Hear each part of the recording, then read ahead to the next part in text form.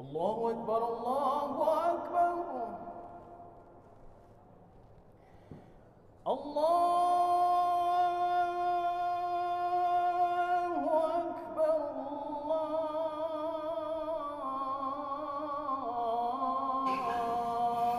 Alhamdulillahilladzi ja'alana hadzal Qur'ana lihudan lil muttaqin.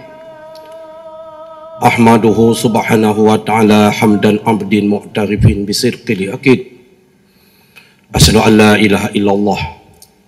Allahumma salli wa sallim ala sayyidina Muhammadin wa ala alihi wa sahbihi ajma'in.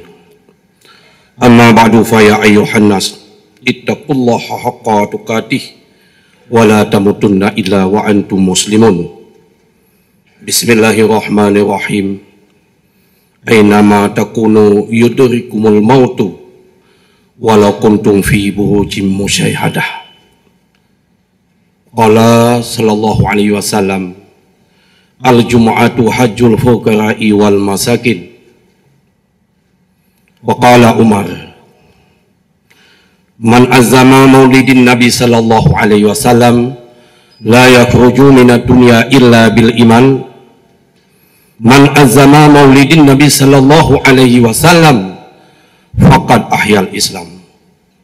Sadaqallahul azim wa sadaqa rasulul karim. La haula wa la quwata illa billahil aliyyil azim. Kaum muslimin sedang jamaah Jumat yang dirahmati Allah, baiklah pada langkah yang pertama dan yang utama saban, mari sama-sama kita memuja kepada Allah Subhanahu wa taala, yang mana Allah pada hari yang sangat mulia ini Allah memberikan rahmat dan nikmat kepada kita bersama. Yang pertama nikmat iman dan nikmat Islam. Dengan kedua nikmat tersebut kita bisa bahagia hidup di dunia. Lebih-lebih waktu kita menjelang ajal kembali kepada Allah, yaitu mati. Selawat beriring salam saban sama-sama kita sanjungkan kepada baginda Rasulullah SAW, yaitu Nabi Muhammad sallallahu alaihi wasallam. Dengan kebangkitnya Nabi Muhammad sallallahu alaihi wasallam ke dunia ini menjadi rahmat bagi sekalian alam, bukan untuk manusia saja, seluruh alam semesta menjadi rahmat dengan sebab lahir Nabi Muhammad sallallahu alaihi wasallam. Yang saya hormati seluruh jamaah Jumat yang sudah berhadir ke dalam masjid yang sangat bangga ini, menjadi masjid terkenal di Aceh, di nasional bahkan internasional. Kita doakan dalam masjid yang berbahagia ini, kita ikat persatuan dan kesatuan demi masa depan Aceh menjadi sebuah negara, menjadi satu daerah yang baldatun tayyibatun wa rabbul ghafur, yaitu yang didamba-dambakan oleh masyarakat Aceh dan oleh Allah Subhanahu wa taala. Dalam kesempatan yang sangat singkat ini, dalam waktu yang sangat singkatnya, panitia masjid sudah menyelesaikan ataupun sudah mempercayakan kepada saya untuk menyelesaikan rukun dua khutbah. Karena khutbah sangat tingkat waktunya, maka saya masuk langsung dalam temanya. Allah dalam Al-Quran, dalam surat An-Nisa ayat 77. Kadang-kadang kita selalu membaca Al-Quran tapi tidak tahu maknanya, ataupun tidak mengingat maknanya, tidak merenung maknanya. Allah dalam Al-Quran menyatakan, ainama takunu yudrikumul mautu walau kuntum fi burujim musyahhadah. Seri mana ada kamu, niscaya diperdapatkan akan kamu oleh mati, walaupun kamu berada dalam benteng yang kokoh. Getanya pai mentong dilit kematian tu. Walaupun kita bersembunyi dalam benteng yang sangat kokoh, yang tidak tahu oleh manusia, tapi kita selalu dikejar oleh kematian. Kematian itu wajib. Maka sebelum kita meninggal dunia yang fana ini, mari kita tingkatkan ketakwaan kepada Allah Subhanahu wa taala supaya kita waktu kita meninggal dunia, kita meninggal dalam husnul khatimah. Jangan sampai kita meninggal dalam keadaan su'ul khatimah. Punya bahasa Aceh, mati di dua iman. Mati kafir. Kita mati di dua iman. Bagaimana meninggal di dua iman? Waktu kita naza'ah, sakaratul maut. Sakara bahasa Arab mabuk. Maut mati. Mabuk menghadapi kematian. Ulun tuan kaum muslimin sedang jamaah yang bahagia. Saya bukan seorang ulama, sebagai tungku biasa. Hampir setiap hari, hampir setiap malam. Bukan setiap hari, setiap malam, satu minggu, satu bulan. Saya dipanggil oleh saudara saya yang ada di Aceh. Kawan saya yang ada di Aceh yang sedang sakit. Di rumah sakit Cempaka 5. Di rumah sakit Zainal Abidin. Di rumah sakit Harapan Bunda. Di rumah sakit yang kenal dengan saya. Apa dia panggilnya? Wahai abun, ayah ulun tuan sedang sakit, mak ulun tuan sedang sakit, bintu ulun tuan sedang sakit, istri saya sedang sakit. Mohon abun bantuannya, tolong datang ke sini untuk mengantar beliau. Tolong ajarin beliau dengan kalimah tauhid, la ilaha illallah. Malam bawasa tengku, hanalum pegah urang, tak saya katakan namanya. Waktu saya datang di rumah sakit Zainal Abidin, saya lihat menurut alam dia sakit makhuf. Bagaimana sakit makhuf? 99% mati, 1% hidup. Bahasa Aceh tapi ingat la ilaha illallah. La ilaha illallah. Wahai ayah lun mek tua la ilaha illallah. Tapi lidah agaknya mak menggancing, melolo. Kenapa? Mungkin dia tidak ada amalnya. Maka dikatakan dalam pepatah Arab, apalah guna cincin digetik kalau tiada bermata intan, apalah guna rupamu cantik kalau tiada ilmu dan amal. Kain baru dibawa pulang, kain basahan dibawa mandi, harta benda tinggal di alam, hanya amalan dibawa mati. Tinggal semua, tinggal semua, tinggal di alam dunia. Kita akan kembali, kita ini akan dibungkus semuanya. Baik seorang presiden, seorang menteri, seorang raja, seorang tokoh, seorang camat, seorang bupati, gubernur, rakyat biasa, ulama, kita sedang ditunggu oleh kematian. Apakah kita siap? Tidak siap. Kita akan berangkat meninggalkan dunia ini. Apa dibungkus? Dibungkus dengan kain kafan. Dibungkus dengan kain kafan. Apakah kita selamat waktu kita kembali kepada Allah Subhanahu wa taala? Maka dalam khutbah yang sangat singkat ini, mungkin panjang sedikit, ada 5 golongan manusia yang dikhawatirkan meninggal di luar iman, mati su'ul khatimah. Yang pertama, seseorang yang melalaikan salat 5 waktu. Bukan tidak salat, melalaikan. Contoh, masuk waktu zuhur, 12:30 kurang 5 minit kita salat, dan jam 2:30 ataupun jam 2 lewat 15 minit, itu melalaikan. Sedangkan melalaikan dikhawatirkan mati di luar iman, apalagi tidak salat. Banyak sekali orang yang tidak salat mengaku Islam dan salat pun tidak ada ilmu.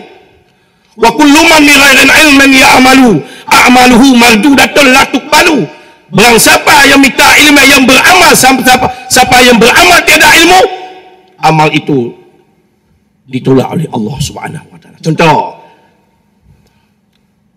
di sini banyak maaf nih. Yang salat saya lihat salat tidak wajib pakai peci ini. Ini tengok baik-baik. Peci ini tak wajib pakai salat, tapi dezah wibawa, akhlak dengan Allah. Akhlak dengan Allah. Walaupun kita tidak, waktu sehari tidak pakai peci, hanya pakai kopiah, waktu salat pakai kopiah. Baru berapalah mahal peci dijual di sini di samping-samping Masjid Raya Baitur Rahman. Waktu salat pakai pecinya. adab dengan Allah. Saya 2 minggu yang lalu, saya dengan Habib di sini.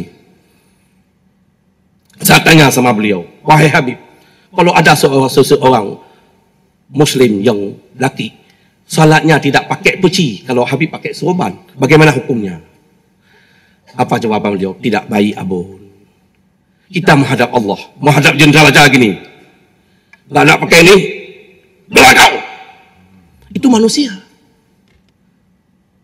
Maka saya harapkan kepada kaum muslimin, di mana ajar salat, pakai pecinya. Walaupun tidak ada peci, pakai, masukkan ke dalam kantongnya. Waktu salat pakai. Saya ada satu yang saya mengambil hikmah.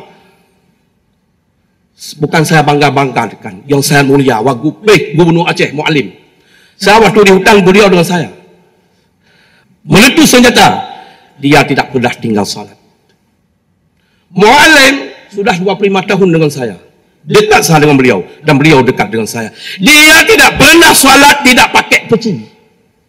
Waktu salat di mana-mana, walaupun di luar negeri, di Jakarta, di mana saja dia salat, enggak pernah enggak pakai peci, selalu pakai peci. Itu saya mengambil hikmah kepada beliau. Beliau dekat dengan Allah Subhanahu wa taala. Dan beliau tidak pernah sesudah salat tidak berdoa. Beliau selalu berdoa kepada Allah Subhanahu wa taala. Khusyuk. Waktu konflik meletus senjata, biar mati abun. Kita salat dulu. Kita dahulu perintah Allah. Kita kedepankan perintah Allah. Lebih baik seperti berkalang tanah daripada hidup bersemin bangkai. Biar nyawa di ujung pedang, asalkan iman tidak berpisah daripada hati. Beliau salat. Salama dengan beliau. Beliau taat kepada Allah. Apapun kita hujat beliau, beliau memaafkan. Tidak ada dia dendam sama hati beliau. Yang mulia Gubernur Aceh yang dikenal nama Mualim. Yang kedua, kaum muslimin sedang jamaah Jumaat yang berbahagia. Ini untuk ibadat sehari-hari. Maka siapa yang halakah di Masjid Raya Baitur Rahman ini, baik pagi maupun sesudah maghrib, harus banyak menuntunkan salat. Sekarang maaf, seorang mentang yang sembahyang pakai tidur, hidup silua yuk kiing. Hana pakai biasilah yuk culok lalu batal sembahyang.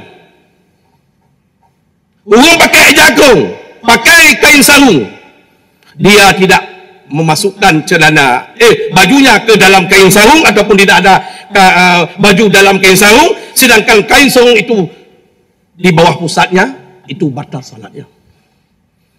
Nyolo tahun sembahyang pakai baju oblong, ini maitan pakai baju oblong, baju dalam tan, baju oblong luar, ataupun baju lainnya, baju segini begini, tidak pakai baju dalam, yang luar duduk di pusat, batal sembahyang. Mau yang hana pakai, tidak pakai baju dalam, baju ini aja, masukkan baju ini waktu salat ke dalam celana. Kalau tidak masuk, batal salat. Rahmuno ilmai. Saya banyak jenderal yang kanji sama, tidak ada jenderal sama saya, titik. Allah tidak tahu jenderal, yang tahu yang benar dalam agama Allah. Hai lo jenderal yang berat balung, ilo hana jenderal balung. Lo jenderal Allah. Saya tidak takut kepada manusia, takut kepada Allah.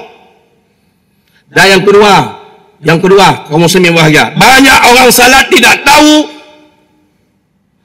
anggota 7 dalam salat. Waktu sujud begini kakinya. Kenapa menau? Dua belah kaki. Kedua belah kakinya waktu sujud walid begini. Kalau tidak, batal salatnya. Yang pernah ilmai. Maka perlu pengajian. Maka golongan yang pertama yang dikhawatirkan manusia mati di dua iman, meninggal di dua iman, mati su'ul khatimah, seseorang yang melalaikan salat 5 waktu. Bukan tidak salat, melalaikan. Sedangkan melalaikan dikhawatirkan mati di dua iman, apalagi tidak salat. Di Aceh cerai Islam pun cerai Islam, dia dah berah mengai. Kenapa tidak jalan cerai Islam 100% di Aceh? Karena yang tahu syariat hanya ulama-ulama. Sebab bersatu Musbida, Kapolda dan lain-lain jaga syariat Islam. Ini maaf. Ini apa ada Kapolda di sini ataupun tidak ada, dalam Pandam banyak anggota-anggota TNI di Aceh olahraga pakai celana pendek. Itu haram hukumnya. Maka saya mengharapkan kepada Pandam Iskandar Muda, saya mengharapkan putra Aceh Irjen Marzuki yang dibaca, orang kampung saya di Tangsir, tolong ajarin anak-anak jangan berolahraga dengan celana pendek. Ini daerah syariat Islam, haram hukumnya. Kalau komandan tidak memberikan ilmu, itu panlimanya, kodamnya, panglimanya, ajudannya semua berdosa di hadapan Allah Subhanahu wa taala. Saya mengingatkan, kita jaga syariat Islam yang benar di Aceh. Masa jam 2 malam masih banyak lagi perempuan di kafe-kafe? Banyak perempuan-perempuan yang jahat di Aceh. Kalau saya pemimpin, saya babat semua tu. Kalau saya jadi pemimpin Aceh, lihat, saya tidak takut pada manusia, takut pada Allah. Golongan yang kedua, yang dikhawatirkan manusia mati su'ul khatimah, meninggal di luar iman, durhaka kepada kedua orang tua. Bahasa Aceh dengan kabak maraya, nah yang poh ma poh ayah. Coba, belum pernah kita lihat, di Aceh sudah ada anak membunuh kedua orang tuanya. Di 6 bulan yang telah lalu kejadian di Kaju, Baitul Salam. Anak perempuan membunuh ibunya. Kenapa? Karena terlibat narkoba. Seseorang yang durhaka kepada kedua ibu bapanya, itu dikhawatirkan mati su'ul khatimah. Nanti kita jelaskannya lebih panjang karena waktu salat Jumat yang sangat singkat. Golongan yang ketiga, manusia dikhawatirkan mati su'ul khatimah, meninggal di luar iman. Seseorang yang selalu mabuk-mabukan. Kalau dalam kitab kita baca dalam Ta'bil Hurafidin, dalam kitab Bughiyatul Mu'tasilin, itu minum arak dan tuak. Kalau sekarang di Aceh arak dan tuak ada, tapi sembunyi-sembunyi. Ada, bukan tidak ada, ada. Ada oknum-oknum di Aceh yang masih ada minum arak dan tuak. Yang paling berbahaya bukan arak dan tuak sekarang, sabu-sabu. Ini daerah syariat Islam, provinsi terbesar peredaran sabu-sabu. Bukan pengguna, peredaran sabu-sabu di Aceh. Saya 5 bulan yang lalu, saya khutbah Jumat di lapas Lambaru Cafe.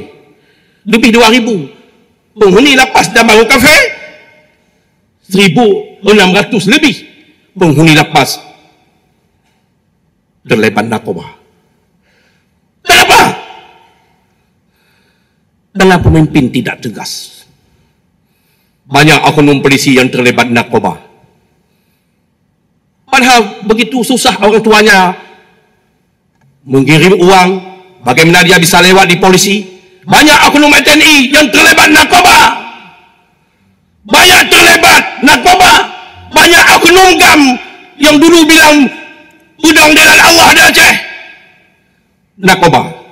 Banyak bos-bos narkoba di Aceh, dari mantan-mantan GAM, oknum GAM. Kenapa? Tidak ada iman. Coba besok datang ke lapas Lambaru Cafe. 85% penghuni lapas narkoba di Lambaru Cafe. Sayang, 1000 sayang. Tapi kita doakan kepada Allah, kepada saudara-saudara kita yang ada di Aceh, yang sudah terlibat dalam narkoba, menjadi agen sabu-sabu, menjadi bos sabu-sabu. Kita doakan kepada Allah, beliau mendapat hidayah daripada Allah Subhanahu wa taala, supaya dia taubat kepada Allah.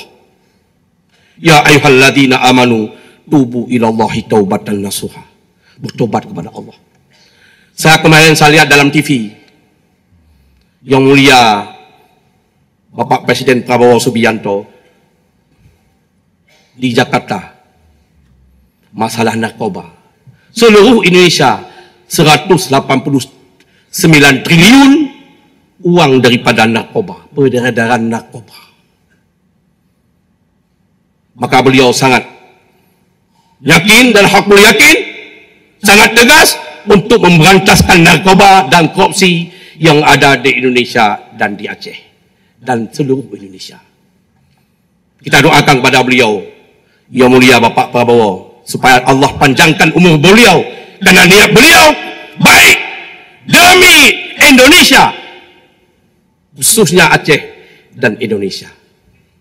Kita doakan pada beliau, pada Allah, beliau dipanjangkan umur oleh Allah Subhanahu wa taala. Cita-cita beliau disampaikan oleh Allah Subhanahu wa taala. Maka melalui khutbah singkat ini, saya mengharapkan, mengimbau kepada rakyat Aceh, kepada saudara-saudara saya yang ada di Aceh, tolong hentikan narkoba. Ni di lorong-lorong banyak narkoba. Bagaimana masa depan anak kita 15 tahun yang akan datang? Generasi di masa yang akan datang, 50 tahun yang akan datang, kita tidak ada lagi, sudah meninggal dunia. Kita tinggalkan generasi-generasi rusak, generasi-generasi hoyong, generasi narkoba. Siapa yang pimpin negara ini? Siapa yang pimpin Aceh ini? Siapa yang pimpin agama ini? Kita sudah meninggal dunia. Maka Rasulullah menyatakan, jangan kau tinggalkan generasimu dalam keadaan rusak. Kenapa? Tidak mau belajar ilmu. Sekarang kalau di kafe-kafe, kayak ada dakwah di kafe-kafe, ribuan, ratusan orang di kafe-kafe. Kafe tidak salah mencari rezeki. Tapi kenapa waktu ada pengajian di kampung-kampung, hanya orang pengajian 15 orang, 30 orang? Ini sebab, maka Rasulullah menyatakan, wabil ilmi hayatul Islam. Dengan ilmu agama, udip agama. Dengan ilmu agama, hidup Islam. Kalau tidak ada ilmu agama, habis. Golongan yang keempat, manusia yang dikhawatirkan meninggal di luar iman, mati su'ul khatimah, yaitu seseorang yang mendalimi orang lain, adapun dalam hidup ini sombong. Wala tamshi fil ardi marhan, jangan kau berjalan atas bumiku, kata Allah, hal keadaan sombong. Kalau bahasa Padang, ambau laudang layan kapitin semua, lalu laudang gak kabai, akulah mati-mati baru diperlakulah. Jangan mendalimi orang lain. Kita lihat saudara kita ada nikmat, ada rahmat, kita doakan alhamdulillah. Beliau beli mobil, alhamdulillah. Kadang-kadang kita enggak ada mobil, enggak ada ini, kita minta sama kawan kita, sama saudara kita. Jangan mendalimi orang lain. Seseorang yang mendalimi orang lain dikhawatirkan meninggal su'ul khatimah, mati kafir dulu, mati di luar iman. Dan yang terakhir, golongan manusia yang dikhawatirkan mati di luar iman, meninggal di luar iman, seseorang yang selalu berbuat dosa, tidak mau bertobat kepada Allah Subhanahu wa taala. Buat dosa habis-habis, tidak ada sadar. Maka gekunlah Imam Ghazali, umur 40 tahun kita tidak sadar taat kepada Allah. Yang langkah tu susah untuk mati dalam iman. Nah, pegahlah dalam kitab Burayatul Muqtasidin nombor 46 juzuk yang kedua, getamah sabah tu. Golongan manusia yang dikhawatirkan mati di luar iman, meninggal di luar iman, seseorang yang jauh daripada ulama. Anda dengar apa ulama? Benci kepada ulama. Dahai ulama genasih Allah. Urang malim dengan urang jahil, hana sabi ni bak Tuhanku. Bahkan lebih di urang malim, sebab getem tentulah ilmu. Bahkan kurang di urang jahil, karena sabi puturut nafsu. Wa nafsuka tifli'in tuhmilhu sabba'ala hubbir wada'i wa in tahtimhu yang fasimi. Nafsu tansih anak banyak, tengah lemak di mong susu, menyota biya hana talak, makin lemak di mong melaju. Karena kita jauh daripada ulama. Saya pernah di Sepanyol. Saya pernah Sepanyol. Saya pernah hidup, udah keliling ada, dan saya jalan-jalan ke negeri Eropah. Ratus tahun yang lalu, ribuan masjid di Sepanyol, bintang bulan sekarang berubah menjadi palang salib. Masjid Cardova Sepanyol 200 tahun yang lalu, puncak masjid bintang bulan, sekarang berubah menjadi palang salib. Lebih 3.500 masjid di Spanyol berubah dari bintang bulan, dari sebab manusia tidak ada ilmu agama, jauh daripada ulama. Tidak ada lagi generasi yang menuntun agama Allah SWT. Ulama meninggal dunia, tidak ada lagi regenerasi yang mengambil tongkat tapak agama. Maaf, tidak mustahil di Aceh 50 tahun yang akan datang, 100 tahun yang akan datang, 100 tahun yang akan datang, kita doakan masih ada dunia ni. Apakah Islam masih ada di Aceh? Tidak ada generasi yang mau menuntut ilmu agama. Perhayaban dalam masa depan. Pergi mengaji tidak ada depan, masa depan. Padahal ilmu agama, kita selalu mengatakan Islam, Islam, Islam, Islam. Apa Islam? Aslama yu'aslimu islaman. Asal-asal kata Islam, aslama yu'aslimu islaman. Makna Islam sejahtera. Orang-orang yang benar menganut, memahami Islam, mengamalkan Islam. Kita sejahtera hidup di dunia, sejahtera waktu meninggal dunia, sejahtera di alam barzakh, sejahtera di padang mahsyar menghadap Allah Subhanahu wa taala. Menganut Islam, amalkan Islam. Coba saudara-saudara saya yang ada di Aceh, khususnya umumnya di Indonesia, Allah menyatakan dalam Al-Quran, ini Al-Quran. Ini bukan Al-Quran terjemahan ni. Ini Al-Quran 6.660 ayat. 6.000 ayat lebih. 123 Allah, 124 kali Allah menyatakan dalam Al-Quran, aqimus salah, aqimus salah, aqimus salah. Berikan olehmu akan salat. 124 kali Allah nyatakan dalam Al-Quran tentang kewajiban salat, salat, salat, salat, salat. Kenapa? Supaya makmur manusia di alam dunia ini. Sekarang lihat di Aceh sekarang, 50.000 kita cari uang susah, 30.000 susah. Allah mengambil keberkahannya. Allah telah cantumkan dalam Al-Quran, walau anna ahlal qura amanu wattaqau la fatahna alaihim barakatin minas sama'i wal ardi walakin kazzabu fa'aqadnahum bima kanu yaksibun. Jikalau penduduk dunia ini beriman kepada Allah, takut kepada Allah, la fatahna alaihim barakatin minas sama'i wal ardi. Allah buka pintu rahmat di langit dan rahmat di bumi. Walakin kazzabu fa'aqadnahum bima kanu yaksibun. Akan tetapi hamba-hambaku mendustakan ayat-ayatku, tunggu azab Allah lebih pedih daripada yang telah ada. Maka saya mengharapkan, mari khutbah singkat yang sangat ini pada hari ini, saya mengharapkan orang Aceh bersatu. Orang Aceh harus bersatu demi agama Allah, demi Aceh. Hai ulailah pemuda Aceh, terima Aceh, pemuda Aceh. InsyaAllah kalau orang Aceh sudah bersatu, jangan saling menghujat. Saya lihat dalam TikTok tu, na'udzubillah min zalik, banyak bahasa-bahasa yang tidak sopan menurut agama Allah Subhanahu wa taala. Maka melalui khutbah singkat ini, kita berdoa kepada Allah supaya kita semua mati dalam iman kepada Allah Subhanahu wa taala, supaya kita mendapat syurga Allah Subhanahu wa taala. Hadallah wa iyyakum jamain. Kadang lebih dan kurang saya minta maaf, kadang ada salah, saya minta maaf yang pertama kepada Allah dan kepada kaum muslimin kerana waktu sangat singkat yang dirahmati Allah Subhanahu wa taala. Sekarang kita masuk dalam rukun dua khutbah. Kerana dalam rukun dua khutbah kita wajib mualat supaya dan didengar, kalau salah mohon diperbaiki. Alhamdulillah. Allahumma salli wa sallim ala sayyidina Muhammadin wa ala alihi wa sahbihi ajma'in. Amma ba'du fa ya ayyuhan nas, ittaqullaha haqqa tuqatih wa la tamutunna illa wa antum muslimun. Bismillahirrahmanirrahim. Yasin wal Qur'anil Hakim.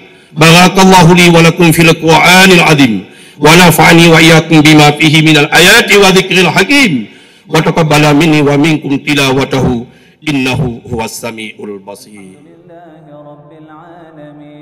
اللهم صل على سيدنا محمد وعلى آله وصحبه أجمعين. اللهم أعنا Terima kasih Gibraltar. وشكرك وحسن Gibraltar. عبادتك Terima kasih. ربنا اغفر لنا ذنوبنا ولوالدينا وارحمهم كما ربونا